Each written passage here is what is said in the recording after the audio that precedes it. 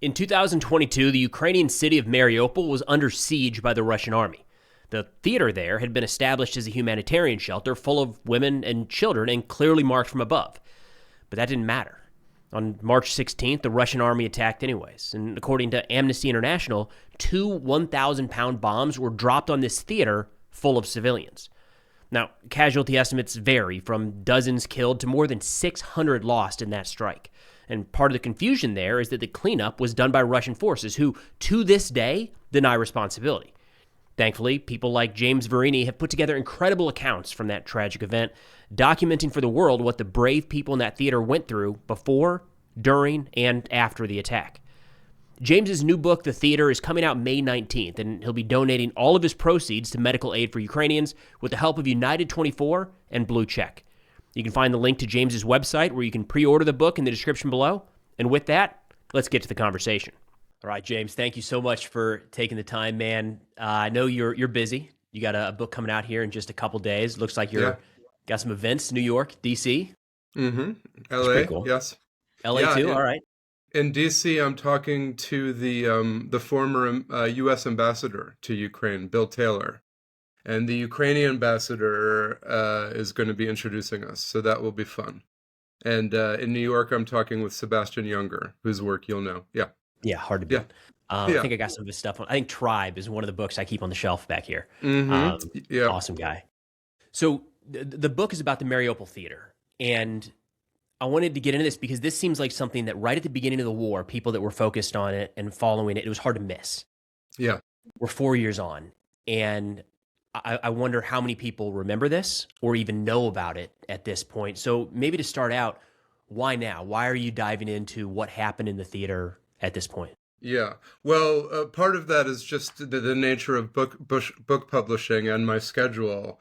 I did, beginning with the beginning of the war, or even before the war, I did a series of pieces for the New York Times Magazine about the war, including a piece about the Mariupol theater. And then I decided I wanted to write a book about the war, and then there was the question of what will the book be. Once I realized that what I really ought to write about was the theater, that I should expand that New York Times Magazine piece into a book. By then we're into 2024, and I had to sit down and write the thing, and then it takes a while to get produced and marketed. But that's the dull part. I think the more important part is exactly as you say. This is, a lot of people have forgotten about this. We are now, the book is coming out almost exactly on the 4th anniversary of the end of the siege of Mariupol.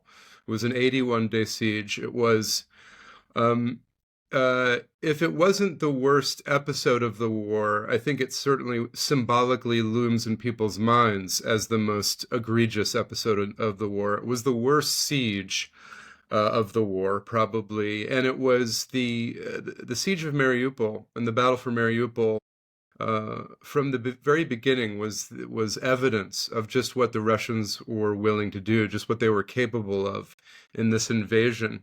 And I think you're right that people have, in many ways, forgotten about it, because when I talk to people about the theater, they remember seeing those images just after it was bombed on March 16th of 2022, and they remember seeing that blast radius where the theater had once been. But what people tend to forget is that they had seen images of the theater before that. You'll remember, because you were covering the war closely. Just days before the bombing, the first satellite images of Mariupol got out of Mariupol, escaped the siege, as it were, and people all over in Ukraine and then all over the world saw these amazing images of satellite images of the theater with deti, children, written on either side of it. And then, I don't know if you recall, but there were even a few images that escaped Mariupol, which was completely blacked out, no electricity, no internet. A few images from within the theater escaped the city, and you could see these masses of faces in these very dark hallways in the theater, and they were surviving, but you could tell they were miserable, but they were getting by. And so if you recall, all of Ukraine and then the whole world was sort of rooting for these thousands of people in this theater to make it out alive. But if you were in Ukraine at the time, as I was, those initial images before the theater was destroyed, they had an ominous quality to them, because you knew, the Ukrainians knew, and we knew, the journalists knew, that those signs that read children might not warn off Russian pilots in the way that the Ukrainians hoped they would. The signs that said children might actually be an invitation to a bombing, and sadly, that's exactly what they were. So I wanted to write this book about that incident, because I call it the defining atrocity of the Ukraine war, because it may well have been the single most lethal attack on civilians during the war. But more than that, to my mind, it was the most important. It was the defining atrocity, because it was on that day, at that moment, that the world and Ukrainians realized, as one survivor of the theater bombing put it to me, she said, it was that day that we realized that the Russians had come to kill us. They didn't come to fight NATO, as they claimed. They didn't come to fight Ukrainians who had been co-opted by the West, or neo-Nazis, as they claimed. They just came to kill us, Ukrainians. They came to do away with our republic, do away with our culture.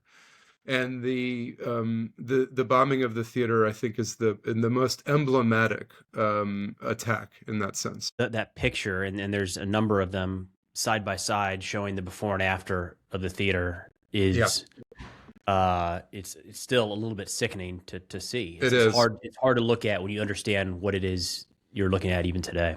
Yeah, and especially if you know that what the Russian means, if you know the Russian lettering means children, because in those aftermath images, it's astonishing. If they had been photoshopped, they couldn't have been sort of a better representation of this atrocity. There were children written on two sides of the theater, and on one side, the Deti, the Russian lettering, you can read completely clearly. There's not much rubble on it. But the other sign that says children is almost completely encased in rubble. It's almost as though it's entombed alive and trying to escape. Yeah, I agree with you. I get the shivers looking at those images today, and I've looked at them thousands of times.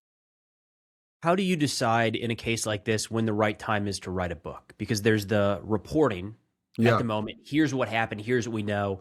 But it feels like this chapter isn't closed. Mariupol today is under Russian occupation. No doubt we will, at some point, we'll learn more. Whether that makes things clearer or more confused. But like, how do you decide, like, now, let's go? Well, again, a book takes years to write and produce. So it's not exactly my choice. But I'm glad that it is coming out when it's coming out, which is to say roughly the fourth anniversary of the end of the siege of Mariupol. And needless to say, the war is still going on. For nearly 5 years almost after I first started going to Ukraine to begin reporting, the war is still going on. As you say, also Mariupol is still occupied. Mariupol is people tend to forget. Mariupol is the only major city that the Russians took that they actually held on to. The only other one was Kherson, and Kherson was liberated in 2023. Yeah, so Mariupol is this sort of living reminder of what the Russians are attempting in Ukraine. It's an occupied city that has been thoroughly Russified, and like the theater, Mariupol is a sort of an emblem of the Kremlin's attempt to erase the culture of Ukraine. If we can get into the book, is there maybe a story or an individual that hit home with you more than others? I think the person, the subject in the book whom I think about most often, she and her husband, she was Dr. Olena Matushin, and she was the only doctor in the theater. So the refugee shelter in the theater existed for about 2 weeks. From the first week of March until when it was destroyed on March 16th of 2022. And the refugee shelter, astonishingly, was not made by aid workers or officials or emergency responders. The refugee shelter was put together by actors and artists and lighting designers and laborers and teachers and students. No one with any professional aid or caregiving work, with the exception of this doctor and a few nurses. But when all of these people massed at the theater in the first week of March, under the understanding that a convoy of buses would be coming to evacuate them from Mariupol, a convoy that never arrived. When these hundreds and then thousands of people arrived at the theater, the people who worked in the theater realized that they couldn't just let these people languish, that they had to try to help them. A lot of these people had no homes to go back to, and they were living in the theater without any food, without any water, without any heating. And so the people who worked in the theater, together with volunteers, banded together, and they created this shelter within a short matter of days, and without any official help, basically through cutting deals with and being nice to the police and the military. They managed to secure all kinds of supplies and food and protection, and really everything they needed to save the lives and feed and keep warm thousands and thousands of people. But the one person in the theater who was really keeping people alive day to day in the literal sense was Dr. Olena Matushin. She had grown up in Soviet Ukraine, and then had been very glad to welcome in an independent Ukraine. But by 2022, by the time of the war, she was having to work 3 different jobs to make ends meet. And she's not a spring chicken. She's in her 60s now. And yet she found herself at the theater along with the rest of these refugees. She was married to a fellow called Ihor, who probably could have got them out of the city if he'd really wanted to. He was very well connected. He probably could have found them a way out of Mariupol. But instead, he decided to volunteer for the police, the volunteer police brigade, after the siege began. And his wife, Olena, decided to volunteer as a doctor, the only doctor, in the theater. And she saved no one knows how many lives in this theater, and saved the lives of children, of babies, of senior citizens. She kept a diagnosed schizophrenic person in the theater from going on a murderous rampage. She was able to sedate pregnant women so they wouldn't miscarry. She did endless amounts of good, but perhaps the most beneficent thing she did in the theater was she and her husband Ihor, living in the theater, they lived next door to a mother and a son. The boy's name was Sashko. He was 14 at the time that the war began. And they got to know and like Sashko. That's Ihor and Olena. They're in their 60s. Sashko was 14. And on the day of the bombing, Sashko's mother was killed. She was crushed in the rubble by the bombing. And Sashko was not injured. And he walked back in to the room where Olena and Ihor were after seeing the corpse of his mother. And Olena could understand from just looking at him that his mother was dead. And she turned to Ihor and she said, "We are adopting Sashko now." And they got Sashko in the car and they drove to France. And today, Dr. Olena and Ihor and Sashko live in the Ardèche in France, where they have formally adopted Sashko. He's now fluent in French. He's doing amazingly well. He's a really bright, lovely kid. So Dr. Olena, I mean, she's one of the best people I've ever met in my life. And I've met a lot of really, really selfless, saintly Ukrainians, but she may be the single best. How do you find the balance there, just from an author's perspective? There's incredible stories of resilience and strength and hope, like you just talked about. But yeah, I feel like if you focus on that, which it deserves focus, we let slide this atrocity that is the bombing of a shelter. But if you focus all on the atrocity, you miss out on these incredible stories of humanity. How do you think through that balance? Well, I mean, that's life, isn't it? Right? It's never just one thing. It's always many things, and life is always compassion mixed with cruelty. It's always horror mixed with beauty. If you're lucky, if you're experiencing life as it ought to be experienced, which is to say, in its extremities, how I like to experience it. Preston, it's a cliche that war brings out the best and worst in people, but it's a cliche for a reason, because it happens to be true. And you see this not only among the combatants, you also see it among the civilians. So the theater was put together by and comprised mostly of people in whom war had brought out the best in them. They were volunteering in the shelter, basically to help their fellow Mariupolitsi. They had all bonded together, decided not to leave, decided to stay there and help one another. But even in an environment like that, where the balance is very much on the side of philanthropy and beneficence, there were still very selfish people living in the theater, people who wouldn't share their food, people who would take the safe spots in the basement and not allow women and children to sleep down there. There were extremely Russophilic refugees living in the theater shelter who believed that Ukraine had started the war, or the U.S. had started the war, or even believed that the siege of Mariupol was not being committed by Russians, but rather by Ukrainians, that it was a false flag operation. And there were even some survivors of the theater bombing who today believe that it was bombed by Ukrainian saboteurs, not by Russians. All of which is to say that even in an environment where so many people are trying to do good for one another all the time, you still have the constant admixture of life, which is to say pettiness and meanness along with compassion. With this book, I wanted to do something a bit different than my last book. My last book was much more of a frontline story about frontline combat. That was about the Battle of Mosul and the fall of the Caliphate, the fall of ISIS.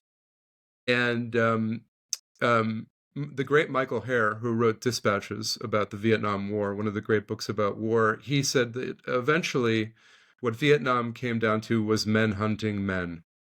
And my first book was very much that. It was very violent, it was very bloody, it was very grim. I don't think anyone left that book with a sense of hope about Iraq or anything else. With this book, I think for my own sanity, but also possibly for the sanity of the audience, such as it will be, and as something of an homage to Ukraine, I wanted to do something else. I wanted to tell a story that took place in a war, but isn't necessarily a war story. It's the story of this astonishing thing that these people built together in the midst of the war. It's a story of people. If it's a story of people in whom war brought out the best and what they were able to do for one another, and the results of doing that, because for many of these refugees who survived the bombing of the theater, they are as badly off, if not worse, than many of the combatants I've met, many of the soldiers, the combat veterans I've met, because the experience of surviving that bombing and surviving the siege of Mariupol has done some of their heads in. So in some cases irreparably. I've met survivors from that theater who just are not going to make it mentally. They are never going to recover. But aside from that, I would like to think that this story, has hope to offer, not just Ukrainians and American readers, but humanity. It shows how good we can be to one another, if that's not too sentimental and flossy. I like it. It's a balancing act for sure. I remember as this was playing out, there was, and you started hit on this a second ago, but just kind of the propaganda nature of nobody really, I shouldn't say that. There was intentional confusion about what was happening. And in the immediate aftermath of the bombing, if I'm not mistaken, there were some blaming Ukraine or trying to say that. God. Okay. Can you walk through that at all? Just yeah. It's old now, but I know you've been in the weeds. No, of course. No, I shouldn't expect anyone to remember the details of all this. So to this day, Preston, the Kremlin maintains that their official line on the theater bombing was that it was bombed by Ukrainians. I think they specify Azov. I think they specifically say Azov bombed the theater because, the Russians, for many years, beginning with the invasion of Crimea and Donbass, 12 years ago, Russia has always used Azov as a sort of propaganda bludgeon, right? They claim that Azov is just a brigade of white supremacist, anti-Semitic, neo-Nazi murderers. And so, particularly in the southeastern theater of the war, if the Russians ever wanted to get people scared or to blame the worst possible culprit, they would always bring up Azov. So I'm fairly certain that the Kremlin still claims officially that Azov bombed the theater. Of course, that's nonsense. But from the day of the bombing, many people, not just in Russia, but in Ukraine, have believed that, and around the world, indeed. So effective is Russian propaganda. I mean, the effects of Russian propaganda can be obviously seen across Russia, and they can be seen widely in the United States and many other parts of the world. But as you'll know from having been to Ukraine and having known Ukrainians for many years, the most astonishing effects of Russian propaganda about Ukraine are on the Ukrainians themselves. It's this. If Putin's goal in this war is to erase the idea of Ukraine, erase the identity of Ukraine, erase the idea that there's any such thing as an indigenous or an independent Ukrainian culture, the propaganda portion of this war, the information war, has been much more effective in that sense than the physical war. Because still in Ukraine today, this was much more the case before the war. But even still, when you go to Ukraine today and you meet people in the East or the South, in particular, if you get them speaking really candidly, they will tell you that at least before the war, they had wished Russia would take over Ukraine. They had wished that Ukraine had never become independent 30-odd years ago. When you ask them why they wish that, they begin spouting just Russian propaganda talking points, essentially. And you realize that for decades they've been inundated in this stuff, inundated in a way that the rest of the world has only been within the last decade or so. And it's a really tragic thing to witness in Ukraine, because it leads to this for Russophilic Ukrainians, it leads to this identity crisis. I met so many people before and even during the war that didn't. Part of the reason they couldn't believe that this war was occurring was because they though they were Ukrainians in name, they so thoroughly thought of themselves as Russians because they'd grown up speaking Russian, they'd grown up reading Russian literature, watching Russian television. And before the beginning of the war, there was this very palpable identity crisis in Ukraine. What are we? Who are we supposed to be? How Russian are we supposed to be? How Ukrainian are we supposed to be? Of course, the war has largely put an end to that attitude or that ambivalence, but it's still around. And of course, it's totally prevalent in Mariupol. There was a woman who was a grandmother of one of the subjects in the book, who was in the bombing. She was in the theater when it was bombed. She narrowly survived, along with her daughter and her granddaughter, Olga, who's one of the central characters in the book. And at first, after the theater was bombed, she was cursing the Russians and cursing Putin. But now she's been in Mariupol for 4 years since the bombing. And at this point, she now believes herself that it was Azov who bombed the theater, even though she was in the theater when it was bombed. For me, those stories are even in their way more tragic than the deaths, because it's this death of identity, within this poor woman. She's lived in an independent Ukraine for over 30 years, and yet in order to sort of mentally survive in occupied Mariupol, she's had to convince herself that the Ukrainians are to blame for all this. That type of stuff scares me. We always look back, I look back on World War II a lot, listening to an audiobook right now about how the Nazis rose to power, and you see it happening and kind of how the mindset is shifted, and it's terrifying. Which one is the Nazi seizure of power? Is it that book? Or no? I'm going to pull it up here. Let's see. The Nazi Mind. Okay. but it lays out like these 11 things or 11 reasons why Yeah. they were able to kind of convince an entire country to come on board. Yeah. And that terrifies me, because the more you learn about that, you realize these are normal people. They're just like you and I. Mm-hmm. Mm-hmm. They're not stupid. Yeah. It's just the kind of the circumstances that they're in leads people along this route. That scares me, because it feels Yes. like I'm not immune to it. And it feels like Yeah. what you're describing with some of these folks in Eastern Ukraine, especially when they get stuck behind Russian lines, is Yes. they're not stupid. No. Um, it's No, just, it's not. It's not to do with stupidity or a lack of it. The Ukraine nationalistic Ukrainians call these people, as you probably know, they call them zombies. It's the same in Ukrainian and Russian as it is in English. Zombie, Zombi. It ends with an I for them. Um, they call them zombies or the brainwashed, and they do refer to them as stupid. But it's, as you say, it's not just about intelligence or stupidity. It's also about circumstance and susceptibility. So a lot of the Ukrainians who I met before the war, who were very Russophilic minded and who claimed to welcome Russia, who claimed to want to be ruled by Putin and not Zelensky or Kyiv, um, these were not exclusively, but for the most part, people living in very impoverished, deindustrialized villages and small cities in the Donbass and the southeast, north of Mariupol, or in the southern region between Mariupol and Odessa. They were mostly pensioners.